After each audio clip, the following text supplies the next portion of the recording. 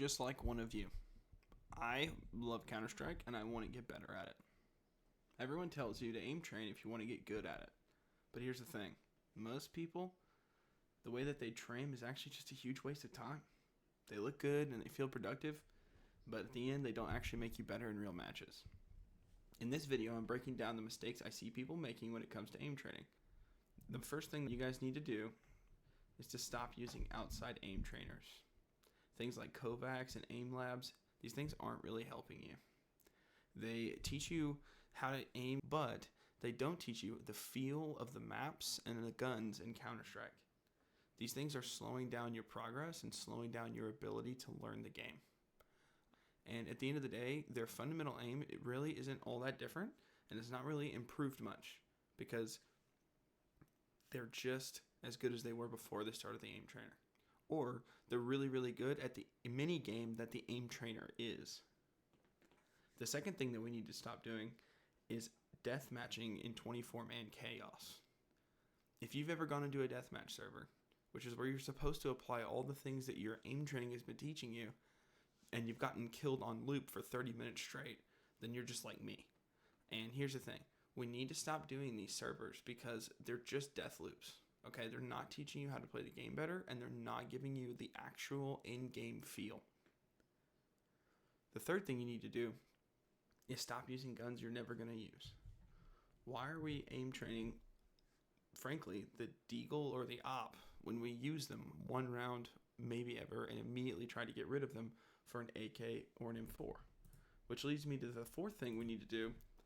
You need to become the master of the guns that you're going to use round in and round out, and the guns you're trying to use as much as possible.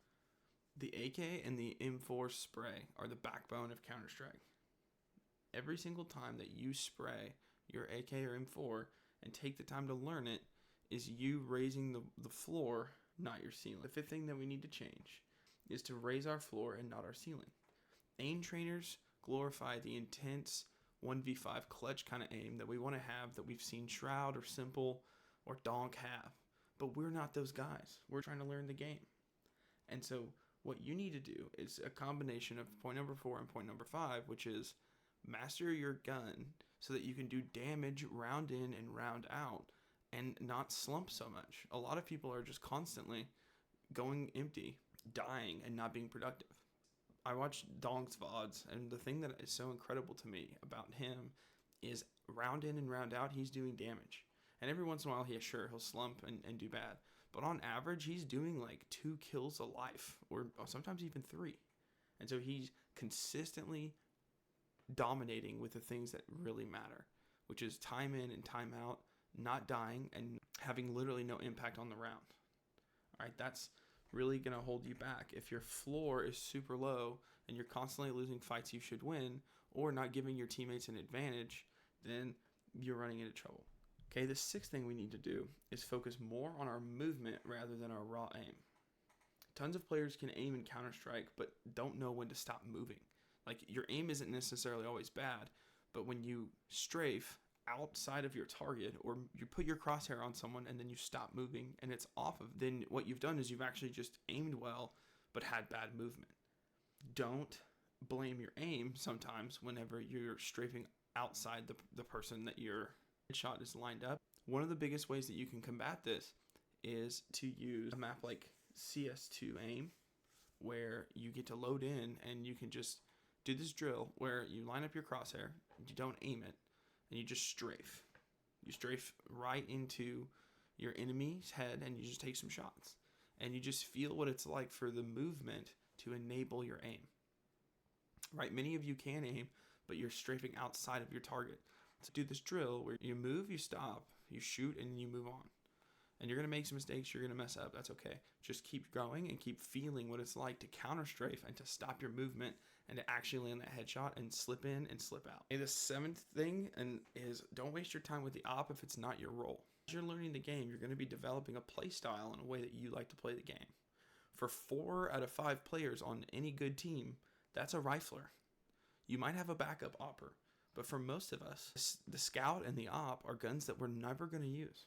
They're not going to be a part of us competitively grinding ranked or face it.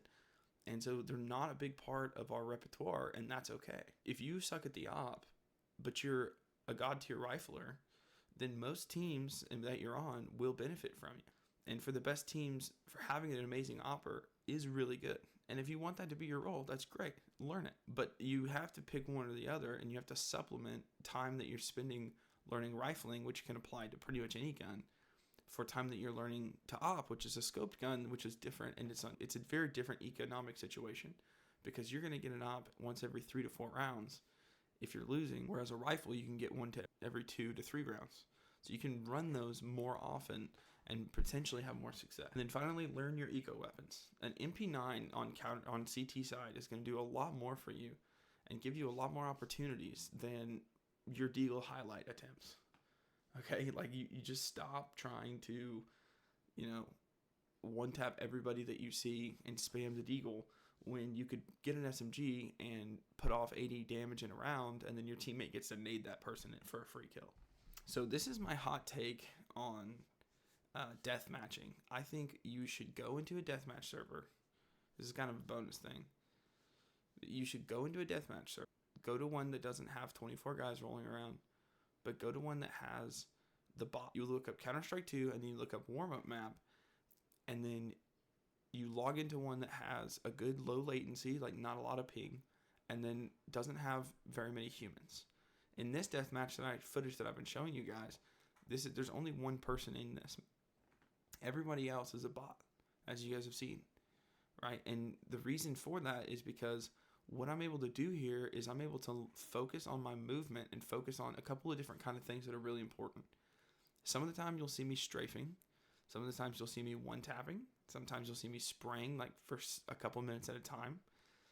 You'll see me pistol because the servers allow you to do that. But a lot of it is just you learning how to run around with your AK or your M4, right? And that's the majority of the time that you should spend deathmatching. It's just feeling the game and learning those. Don't try and just run around silly. Aim with intention and practice with intention, strafing in on angles.